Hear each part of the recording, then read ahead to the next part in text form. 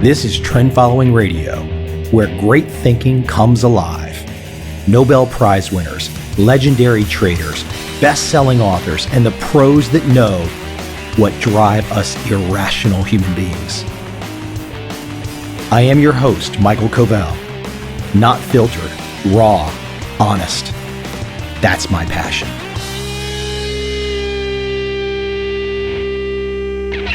Only one thing happened in the debate watched by, I think, 87 million people. Only one thing happened that was worth a damn, worth a discussion, and probably will force a discussion for years to come. I'm looking at the headline here in my hands. Trump slams Yellen's Fed again, this time on a much bigger stage. That is the lead headline from Bloomberg. Donald Trump took aim at the Federal Reserve in front of millions of viewers during the first 2016 presidential debate. Yes, he did. Let's see if I can quote him exactly. He said, "The Fed is being more political than Secretary Clinton, and the Fed is being political by keeping interest rates at this level." Now, this didn't get a lot of motion, a lot of action inside the debate, but I'm looking at 4 articles in front of me that I'm going to discuss today because it seemed like Trump's fairly innocuous little comment has really pissed off the system. The system, the deep state, is not happy to have their Federal Reserve questioned, talked about in any kind of a negative light. Frankly, they don't want it talked about, period. So the fact that in a debate being watched by 87 million people, one of the presidential candidates says the Fed is rigging rates for political reasons, well, the folks have come out in the articles and they are not happy. Quoting from this Bloomberg piece, Peter Conte-Brown, a Fed historian, professor at Wharton, Trump's invoking the Fed tonight is his effort to wag the dog. The economy's improvement doesn't match his apocalyptic worldview. Sadly, for many Americans suspicious of the Fed, this strategy will work. It remains to be seen if it works for the majority of voters. I'm not so sure it remains to be seen. A 2016 Gallup poll found that just 38% of Americans have trust in Yellen. Much lower than Bernanke, much lower than Greenspan. But let me get back to that comment from Peter Conte-Brown, the Fed historian. Trump wants to wag the dog. He's got an apocalyptic worldview, sadly. Now, if there was only one article ripping Trump about his comments about the Fed, who cares, right? It's not just one. I mean, I did the quick search, and it was like Google had positioned the links to come out one after another saying Trump is a moron, he should not question the Fed. That was just the first one. That was from Bloomberg. That was light. Let me get into a little bit of the heavier criticism. This headline, scant evidence to support Trump's attacks on the Fed. New York Times. Like I said, these things just rolled right out. It was like they had them pre-stationed, ready to go, ready to launch, like press releases. Let me quote, Donald J. Trump attacked the Federal Reserve on Monday night before the largest audience he has yet addressed, telling the millions of people watching the first presidential debate that the nation's central bank is acting as an arm of the Democratic Party at the expense of the economy.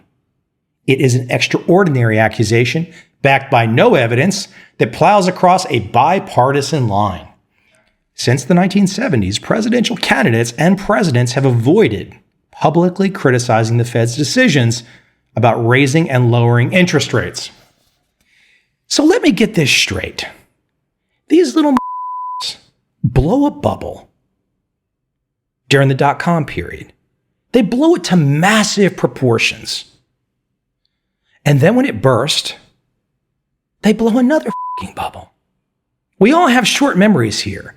All of these articles that I'm quoting from today, they act like the Federal Reserve is so above reproach. These people are so brilliant.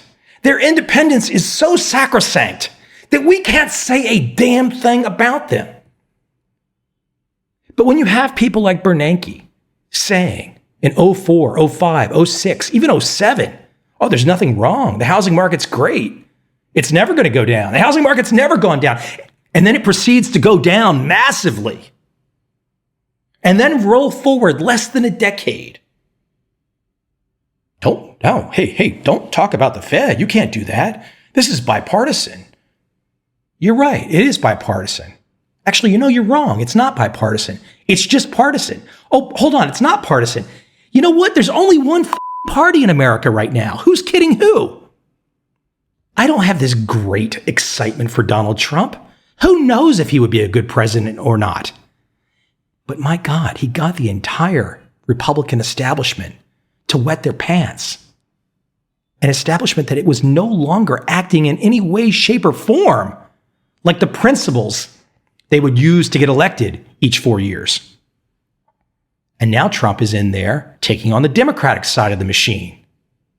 The establishment, Republicans and Democrats, are the same thing. Go look at the emails from Colin Powell, a so-called Republican, and look what he really talks about behind the scenes. He's worried about getting these speaking gigs and competing with Hillary Clinton at various universities to capture $250,000 for an hour's worth of time. It's all one big club. A slight tangent there, continuing from the New York Times. The Fed is not independent. It is an arm of the federal government, chartered by Congress to maximize employment and minimize inflation. Okay, now my blood pressure is starting to go up again. But what is all this based on? It's all based on the efficient market hypothesis. It's all based on that. The efficient market hypothesis. The hypothesis that stipulates we have no answer for 2008. It just happened. We have no answer for it. So let's think about that. Was it the right price? Was it the right price for housing in Vegas, San Diego, Arizona, Miami? Was it the right price for that housing to go so high, so quickly, that it would go down 80%? Was it the right price that the NASDAQ was at 5,000 in March of 2000 to see it drop 77%? You see these ups and downs, these psychological conditions, these booms and busts, the reason Daniel Kahneman got the Nobel Prize, they are not accounted for in the operations of the running of the Federal Reserve. So if the Fed is not independent, well, hold on for a second. They talk about the Fed being independent all the time. But Congress appoints the people that sit on the Federal Reserve. We appoint Congress. And then, if you happen to be a politician that happens to get to the big stage, like Donald Trump, and you ask a few questions, or better yet, you make an accusation to question the booms and the busts and the actual operation of this independent, dependent, who the hell knows who really runs it? I'm guessing a few banks up in Manhattan. But if you dare to open your mouth, you get what I'm reading right now, which is the onslaught of all major press just ripping Trump to shreds. Let me move on to another headline. The Washington Post. Trump was completely wrong about the Fed last night, but I'm glad the topic came up. Quoting, "First, as I and many others have argued repeatedly, there's little rationale for a Fed rate hike. They've missed their 2% inflation target on the downside every month for 4 years running. Inflationary expectations 10 years out also remain below 2%. In fact, Trump consistently argues that economic growth is pathetic, meaning his own analysis makes the opposite case. The Fed should continue to hold rates where they are." Now think about this guy's logic. He says flat out that the Fed has missed their 2% inflation target on the downside every month for 4 years running. 4 years running, they miss it. Is that on purpose? Not on purpose? What do any of these numbers mean? Where do these numbers come from? And then they have the temerity to question whether or not Trump is an ingrate, a fool, a know-nothing, a blowhard. But these don't have any idea what they're doing. So in one sentence, he says they missed their 2% inflation target on the downside every month for 4 years running. The next sentence, inflationary expectations 10 years out also remain below 2%. Well, if you screw up for 4 years straight and you acknowledge that in the first breath, and then in the next breath, you start giving credence to acting as if a 10-year projection is somehow or another what? Believable? This is like saying in 1997, in the middle of the NASDAQ bubble, in the middle of the dot-com bubble, that the Fed should have been able to predict what was going to happen in 2007.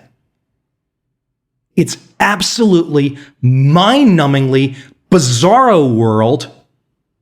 But let's face it, this is done for a reason. It's done for a purpose. Think back to the fall of 2008. Who won? It wasn't you. If you were a buy and holder, a mutual fund owner, you got creamed. If you were a bank, you got bailed out. If you were Buffett, you got bailed out. Roll forward to 2016, and then I can look at Bloomberg, the New York Times, the Washington Post, and coming up soon here, CBS Market Watch. And to question any of this means we're all fools. We don't understand anything. All of this Fed action is predicated. All of this government action is predicated on the efficient market hypothesis. A hypothesis that stipulates trend following cannot and does not exist. Even though all of the data says, well, wow, look at that. Look at all that performance over these decades, going back 50 years. Where did that come from? There's no answer. They have no answer. And that's the foundation of the Fed. That's the foundation of government policy today. All launched by Eugene Fama, awarded the Nobel Prize in 2013. Now you got to figure, that's really interesting, right? You see a massive correction, a massive collapse. Real estate stocks, 2007, 2008, 2009, all based on the efficient market hypothesis. And roll forward a few years and they hand out the Nobel Prize to the very guy who helped lay the foundation for this whole boom bust cycle that nobody has an explanation for when it happens. Again, go find Greenspan on the street somewhere. Locate Greenspan and say, can you give me an explanation? Can you explain why 2008 happened? Give me all of your great econometric models. Give me all that brilliance and explain that damn black swan in 2008. Explain it to me. I want to know. He's not going to have an answer.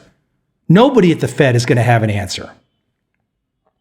Now, of course, it'd be a lot more interesting if Trump went ahead and got down to the level of the efficient market hypothesis and went in through that door versus where he went in. But you know what? That's the brilliance of somebody like Trump. Love him or hate him, he has now put this topic squarely on the table. It can't be ignored, and it's not being ignored. And clearly, it's got a lot of people upset. And whenever I see establishment types changing their adult diapers, taking a crap on the floor, I don't know, perhaps there's a side of me that's a little sadistic. I just love watching big institutions that are clearly full of shit, clearly rigged the system. I like to watch them panic. I like to see their press releases because these articles in the Washington Post and Bloomberg and New York Times and Market Watch, these aren't articles. I don't even know who these people are that are writing these things. These names mean nothing to me. They're press releases. They're Joseph Goebbels inspired press releases that are doing their level-headed best because they know they've got to do something. They can't let it stand that this so-called independent or not independent operation that sets the rates, they cannot let it stand that it's being criticized. And there's one big reason for it. Because if Trump gets traction on that, he wins the White House. And if he wins, who knows, he might just roll over and be like another person that gets to the White House and become a part of the deep state. But I like to hope that there's somebody out there that will get in and offer a little bit of transparency and perhaps will help us migrate to the point that the efficient market hypothesis is not the be-all, end-all. Oh, it's great if you're a trend follower.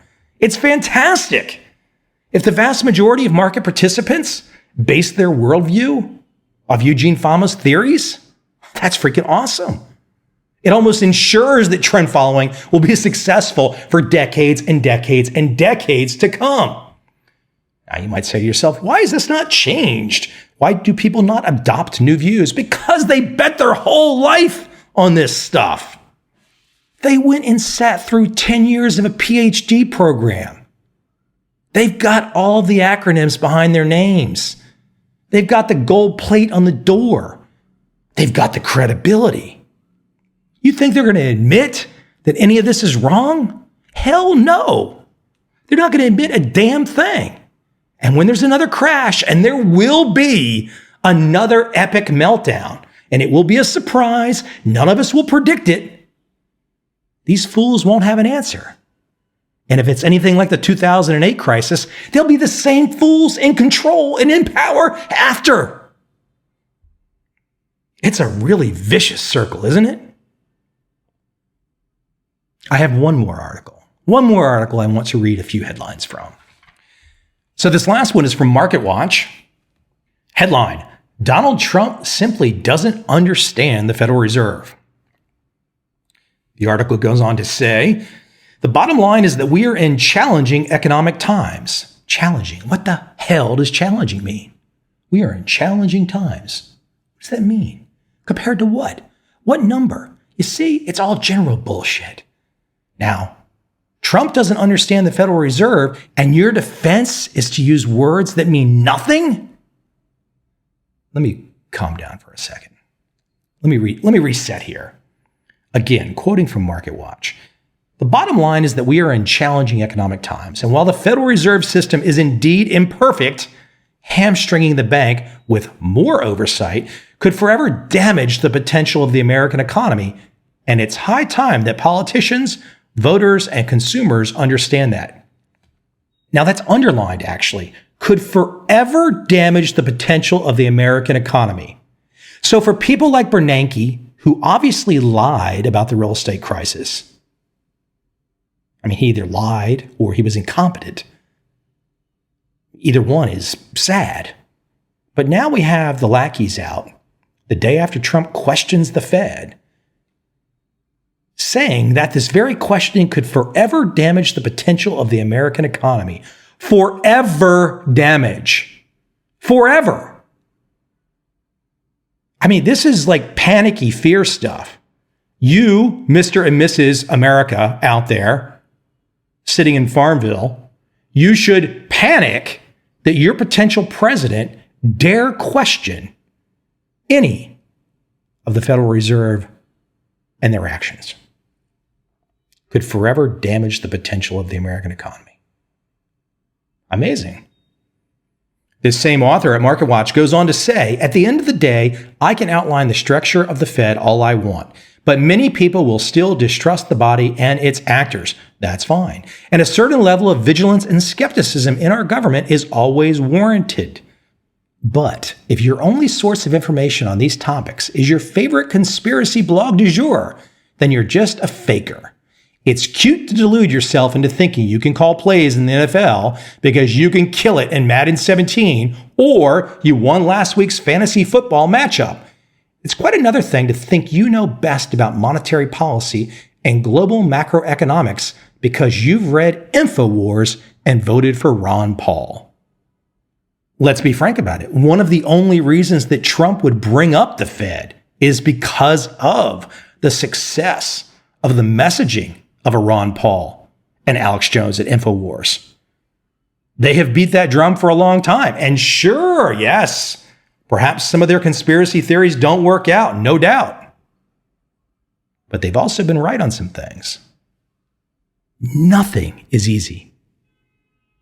But when you start telling average people, you don't know any better, you're stupid, you just play Madden football, you just play fantasy sports, you don't know what the hell you're talking about, and trust us without questioning us, you little sons of bitches, don't you dare open your pie hole and say anything to us. Don't you dare look over our shoulder, even though we did 2008 and we have no explanation for 2008.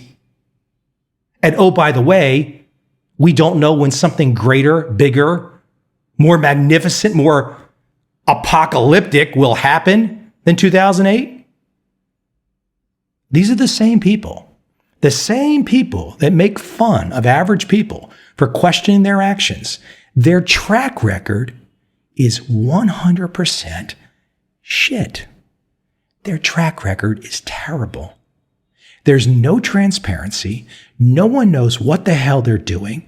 As the one guy said, they've missed their inflation targets every month for 4 years running. They had no clue that 2008 was going to happen. Oh, you know what? They had a clue. They just didn't tell us. Because if this central bank, with all of their powers and all of their economists, if they really didn't know that 2008 was going to happen, if they really didn't know, and they've got no explanation for why it happened, and they're still in charge today, I leave you with one thought. Buckle up, because I can guarantee you another massive punch to your gut is coming. Oh, I can't give you the timing.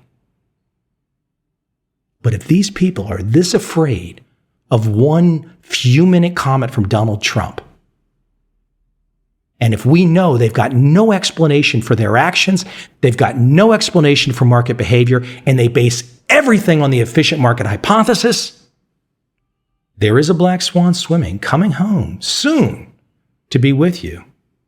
Like I said, this isn't easy.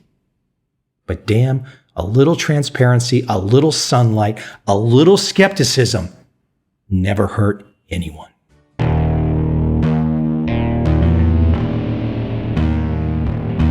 I see a time when those awake will understand how to make money in up, down, and surprise markets. Whether new trader or experienced, college student or financial advisor, protecting against a crash or just trying to make a lot of money, trend following offers everyone an answer in uncertain times. To get started immediately, send me an email, michael@covel.com. I will send you the right trend following steps to take along with my free video. But if you want to buy and hold, trust the government and trust Wall Street, this is absolutely not for you.